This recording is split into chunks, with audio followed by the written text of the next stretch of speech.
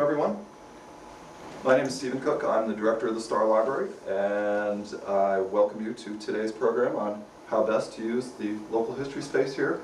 We have a fantastic local history and genealogy resource here, as coordinated by our able group of volunteers and the Rhinebeck Consortium. The Starr Library has been serving the Rhinebeck public since 1862. So we have quite a bit of history of our own, and I've also would like to specifically thank Kay Varelli for all of her work in helping us at the Starr Library. So thank you very much for coming. We're collaborating on this presentation, and we're interested in input from anybody who comes, and I'm trying to find ways to describe what we have here and how's the easiest way to make good use of it. So we'll have Mike Frazier next, who is president of the Museum of Rhinebeck History and treasurer of the Historical Society. Those are our hours. We're down here 2 days a week, 10 to 3, 10 to 4 on Thursday. On Tuesdays it's been Nancy and Beverly Kane and Bill Gay. And on Thursdays it's myself, David Miller over there behind the camera, Elaine Cruikshank, our archivist. And Steve, if you go down to the next one there. The things to think about when you're down here is when you get in here, usually what Nancy on Tuesday or I on Thursday will do is hand you a blank form to fill out. Larry was in here the other day, so that's the first thing he got. And we just ask some very simple information about what it is that you're looking for. We also ask that you only use pencils. The reason for that, for those of you who've used archival resources, is pretty obvious, but we don't want any stray marks on any documents that you might be using. And if you happen to make a stray mark with a pencil, shouldn't be doing that either, but it's a little easier to remove. We have, actually one of our best resources in here is in folders, and they're loose in those folders, and those two filing cabinets to the left. It's the work that Art Kelly did over about 30, 40 years, and individual folders that are used by a lot of genealogists. And it's okay to copy them, but they've got to be kept as you're going through the folders and reading them in exactly the same order in which you found them. The same is true of any resources that we pull out of the Historical Society archives in there. Those documents are all going to be loose photographs, but they've got to be put back in, kept in the same order in which you used them. And when you're writing, please don't lean on the document. And we have cotton gloves available either in the bin in the back, or we've got a whole bunch more in here if you have to handle any of our photos or documents. And we don't charge for the service. We're hearing about more. We had a couple ladies here last Thursday from Michigan who were from Lansing, Michigan. Now in the Lansing, Michigan library, to use the archive, you have to pay $25 to get in. Heaven forbid that we ever get to that point. And their library there is only open like 2 hours a day, 3 days a week. But we do encourage people who are able to make a donation to consider doing so. And we don't suggest any amount. The one thing that we do charge for, because paper and toner is not free, is the use of the copy machine. If you make your own copies, it's 20 cents a page. You can save some of your time. We get folks who get here and open from 10 to 4 on Thursdays, and they want to use all that time, and they spend the first half hour doing stuff they could have done at home, and that is to search the card catalog of the library, and that's the website for it. I mean, those not aware, the entire Mid-Hudson library system, each library, those card catalogs are online. And or use our database listing. Each of the organizations that's in the consortium, actually just about every organization in the consortium, has its data online. Yes. To search if you were to, actually Steve's done that for us, if you turn on either of the computers in this room, there are two in here, the home page is what you're looking at up here on the screen. And if you click on, if you want to search the library catalog and you haven't done it at home before coming here, on that screen, just click right over here and the card catalog will come up.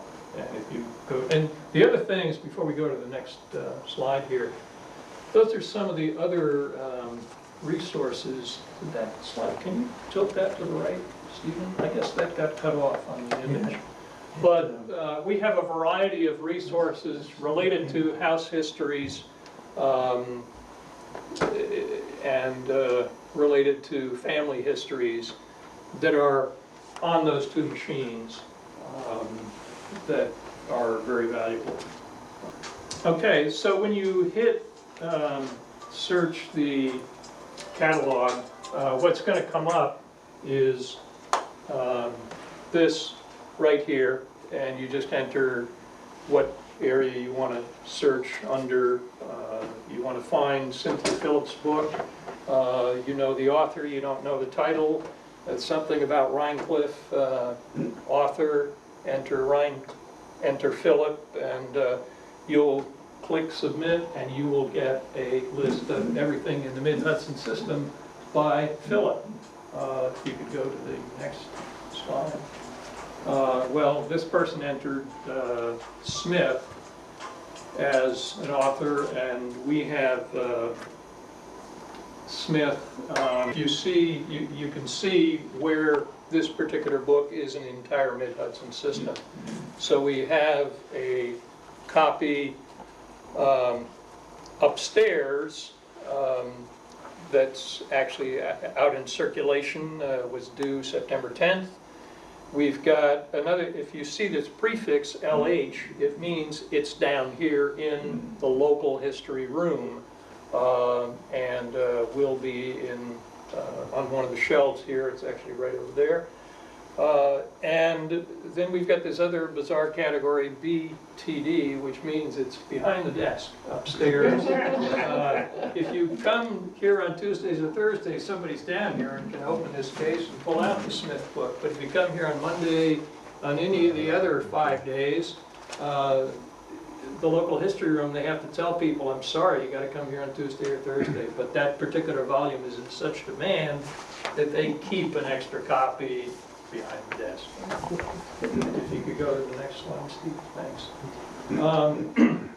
Something to be aware of regarding when you go to the card catalog and you get a listing of the call number, these are some of the call numbers that will appear most frequently on the resources that you're looking for in here. 929.1 for genealogy, .3 for like cemetery birth, death records, cemetery records would be .5, and then more general resources for local history would be 974.7. And then in the black, there's a small filing cabinet down there in the back of the room where there are CDs on family genealogies, and in that cabinet we also have the microfilms for the Gazette advertiser going back to 1844. Unfortunately, there are a good number of years, particularly right around the Civil War, where we don't have practically no record from the Gazettes, but the bulk of the Gazettes we have from the inception until they went down. And then the shelving system in here, we go section by section. The DAR section is in the front of the at that end of the room are 4 bookcases. They're all materials that belong to the Daughters of the American Revolution. And extends over They into the extend top over of the here. shelf. Yeah, right through here. And they are labeled as such. The label LH, Local History Room, not falling into the other categories, begin. I think Beverly said over there. Yes, yes. Okay. Yeah. Yeah, the numbering system starts over to the far wall, the outside wall there, and continues through those 2 bookcases, and then continues right here until it gets to the Kelly collection, which is the next item here. The Kelly collection, which is Nancy Kelly and Art Kelly have donated those to this room, and they are in this section and part of this section, and actually all of what's in here, but that's officially separate from the Kelly collection. And then we also have that Q, LHQ, which means that Q means it's oversized. And at the bottom of the DAR cabinet in the front of the room, running the entire length of that wall, are 4 sections of oversized books, and they're in the bottom. So you're essentially, when you have a call number and you know it's down here, it does require some searching. It may be, if it's oversized, it's going to be down there. If the DAR book up there, if Nancy and Art donated it, it's over here. And so, okay, next one. And beyond what we've just talked about, there are some old maps up in Steve Cook's office upstairs. There are microforms. So we also have CDs that I just told you about that are in that black case filing cabinet. And then we have a whole, we have a bunch of periodicals, which I'm going to talk about in more detail in a bit, and that are labeled as LH because they're all down in this room, periodicals, vertical files, and behind the desk. Okay, next. And Nancy, do you want to take over talking about genealogies? There's different subjects that people come in about, and very commonly they're coming in to ask about something about family history, and the other common subject is about house history. But as far as genealogy, we can't give you a course in doing family history in the same afternoon, but just to mention some of the resources that we have. We have the books that are in the card catalog, which would be genealogy books focused on particular families. We have Smith's History of Rhinebeck that has quite a lot of genealogy information in it. And then we have a group of notebooks that are up there on this second group over and second shelf down that have, you know, the bindings aren't very good on them, but they are copies of work that Mr. Frost did some years ago and has all family genealogy information in it for local families. And the DAR the same way. They did a number of families and have their information down at the bottom there in red books. And there's a ring binder that Kay did of all the table of contents of those different volumes, so that you can check through that ring binder to see which families might be covered. And then for local history books, you can refer to them for events, for family relationships, for buildings, and they've been written from 1881, which is the Smith's history, to the present, which, well, actually, the one that Cynthia Phillip did on Rhinecliff and the one that I did on Rhinebeck architecture were done in 2009. And so this is my husband, and the research that he's compiled is in file folders, and there's also a listing of all the different families, in case you don't want to have to search through all the file folders to see if your family is covered. That's in the front of this 3-ring binder, and also, I think, in the front of this drawer. Well, let's see, what I want to say about that research is it depends on what someone wanted to have researched, what period of time the information in the folder covers, and also it depends on when the research was done, because if it was done in 1980, there's been a lot of other books and information that's been published since then, so that that's a starting point, but it certainly isn't the definitive information. And so if you realize that in New York State, there were no vital records kept by the government before 1880, so that in doing family research, you need to get back to records that were in the church books and other sources.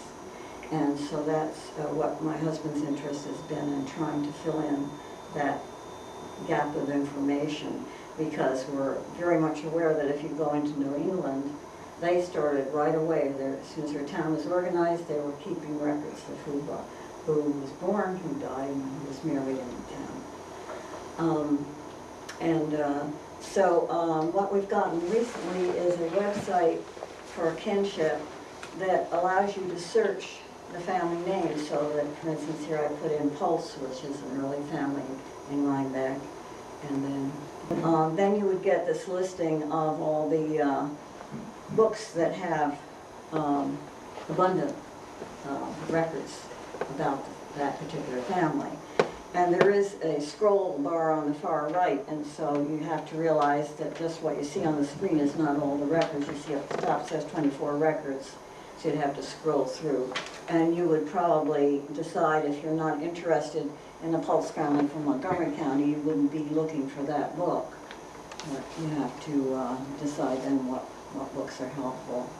And they'll come up all the different types of books, whether it is a history book or a marriage record or whatever, so you would be searching for whatever you think would be particularly helpful for you, and that would include census records, road records, account books, and military records.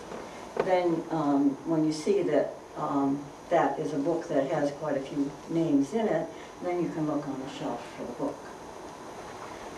Okay? And as far as property research, there are 3 historic district research collections available, and they're described in your handout. So these are upstairs in ring binders on the main floor of the library, and we're hoping to soon have a copy of them downstairs here too. That will be the beginning basis for the information that we want to have in this historic sites file, vertical file. So first of all, you would probably want to look to see what the National Register listing had to say about the historic site, and then perhaps consult the book about historic architecture, then our file cabinet. And also I want to point out that those DAR red books have quite a few articles about early stone houses and early houses in Rhinebeck. So they were a resource that was done like in the 1920s, and so they're getting information from people that are no longer around, and are typescripts that have been bound into these red bound books. And it was a project the DAR did for a number of years after they were organized. And then the Rhinebeck history books each have information about historic sites that may or may not apply to your particular, whatever your interest is. Okay. I wanted to stress that on the internet, you're getting a lot of information, but you can't rely on it. So do check. It might give you an idea of where to look, but it may not have the accurate information. So, and if people are repeating that same bad information, it's no good to accept that as the actual facts. So always evaluate the source. How close is it to the original material? If it is a baptism record, it was recorded right at the time that the child was born, within a few days usually. Whereas if it's a death record, it may not know, whoever gave that information, it may not know when that person was born. It will know when the person died, but not, because that was recorded at the time of the death, but not the birth information. So that's how things get, and the same with census information. Oftentimes the census will tell information that's not very accurate. Much of the information that's found in this room cannot be found on the internet, and so that's why we're very pleased to be able to make this information available to you. And for instance, the Rhinebeck Cemetery inscriptions are available on the internet, but they aren't as comprehensive as what some of these cemetery record books are. I guess that's time now to get. Periodicals. We've got a bunch of periodicals in here, and actually that's the view that you see when you walk in the room. And the bulk of the periodicals, well, they're actually in 3 locations. This cabinet area down here, the Dutchess County Historical Society yearbooks, our location is in that bookcase behind the screen on the 3rd shelf down. And in this photograph, what you're looking at is on the left, the oldest one that we have, 1918. I think they started printing them in 1916. And, you know, those are pretty thorough articles. They're not drowning in footnotes. They're intended to be read by a layman who's interested in history. The index, or the indices, are actually in a gray volume, which is up on a shelf there with all of them. The problem with those is that you have an index for the period for the first 10 years, 1916 to 26, but you have to know which of the 25 topics to look up within that index. And you may wind up looking through 5 or 6. It isn't a single index. And that 10-year span and system stayed in place for the following 10 years. And then for the period after 36 or somewhere in that ballpark, you wind up having single, I mean, we have all of those indices, but you know, you wind up having to look through 15 of them, because you're looking up the name close to see if there's been any articles about them. A volume that's for those interested in family histories is the Duchess. Many of the articles, more recent articles in that publication, have been written by Art Kelly, and in fact I think many of those volumes were donated by the Kelly family that we have. We have volume 1, number 2, and we run right up through the fall of 2010. They're mostly source information, not individual family histories. And they have a member and surname index, which people doing searching those histories probably going to find very helpful, because they will tell you what surnames are being searched for, who's doing work on what names, and then they'll give you the name of the member who's doing that work, and you can contact that individual because there's a list of those members. The Hudson Valley Institute, well, it's actually, they were based at Bard College until 2002, and they're now down at Marist. And I guess when they were moving, they decided, well, we ought to change the name, but not change it too much. So it was the Hudson Valley Regional Review, and it's now the Hudson River Valley Review. The approach is pretty, just as broad as it had been. I mean, the approach has not changed since the earliest volume in 1984. And we have in our collection just about every one. You can get a cumulative index of them online at that website at the bottom. The New York genealogical and biographical record is, as I say in the description there, exceptional attention to detail.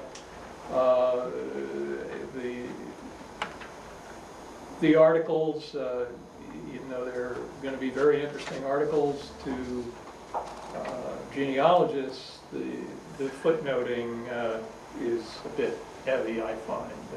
And an index is available online for surname search, but if you want to get the text of the articles, you have to become a member. But we have, with the photo of that CD up there, that's a CD that's actually, I think, number 53 in the top drawer of that case there. It's an index for the period to 1998. 1876 to 1998? Yeah. So they've been around for a while. Okay, next. And another organization that's been around for a good long time is the New York Historical Society, and they print their collections in the DAR cabinet. Those very nice volumes that start on the second shelf of the third cabinet and go all the way down and then continue on the following shelf are, every year they would put out a volume from their collections. And those are materials that you're not going to see reproduced elsewhere. They're intended for people who are very serious about wanting to do some massive research. And so those are available here. The most recent one is it's the 1948 issue, but I opened the 1948 issue and looked down here. This is the 1948 issue. At the bottom to see, it wasn't 1948, it was 1954 that it was actually printed. So, another organization, not to be confused with the New York State Historical, is the New York State Historical Association. They were based in, I think, Albany, and then moved to Cooperstown, where they are now. But they have, since the early part of the 20th century, well, since 1919, we have volume 1, number 1 of their journals donated by the DAR. They're over here on these two shelves, and we don't have every volume, but we have a good number of them, and they were publishing quarterly, and they shifted in, I think it was in the 1930s, they changed the name of their publication from the quarterly to New York History. And they're, as they describe themselves, they're looking for articles that deal in an original fashion with the history of the state. And just like the Hudson Valley Review, they cover a pretty broad spectrum, unlike the genealogy kinds of areas that we've been talking about. The Palatine Immigrant is the last periodical source that I was going to talk about. Those are on the bottom shelf over there. And since it is a national publication, and the Palatines were in Pennsylvania, they were, you know, in a number of states other than New York State, but a lot of the Palatine activity took place right in this part of the Hudson Valley. So a lot of the articles are of local interest. They tend to, I find, vary considerably in the scope of their articles. A lot of them are almost autobiographical, or at least, you know, here's where I went to look up this and this. But they are an important resource, and a lot of really good stuff in there. And there is, we have the index for their first 10 years, but not beyond that. And I imagine that if I haven't gone to their website to try to see if there's, I'm sure there is a more recent index available. So we have scattered numbers of other publications, but those 7 that I just mentioned are the major ones. And we don't have every volume of every publication, but we have close to, probably the one that's most comprehensive is the collections of the New York Historical Society, and also the New York NYG&B, Genealogical and Biographical Record, and the Duchess. So. Steve Hubbard has been our guru for all kinds of technical problems, and so he's going to speak to you about our equipment and things. Copy machines right there. 20 cents a page. Printers are on the various PCs. There's 2 PCs there, each with a printer, and the microfilm scanner also has its own dedicated printer over there. The scanner is a large bed scanner over there, a Microtech large bed scanner, and it does quite a job. I've used it for glass plate scanning, right down to just plain paper. And the microfilm reader, which reads what some people call microfiche, except fiche is usually cards. Yeah. Microfilm is usually a spool, and as was mentioned in the before, the card catalog addresses it as microform. But you can read and print and scan into the PCs.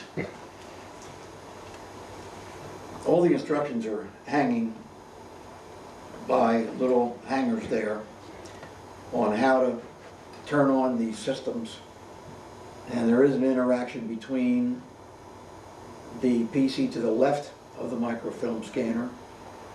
It's wired into that microfilm scanner such that you can indeed scan and print on a dedicated printer, or you can scan it electronically into a file on the PC and take it with you. Yeah. A printer on this printer.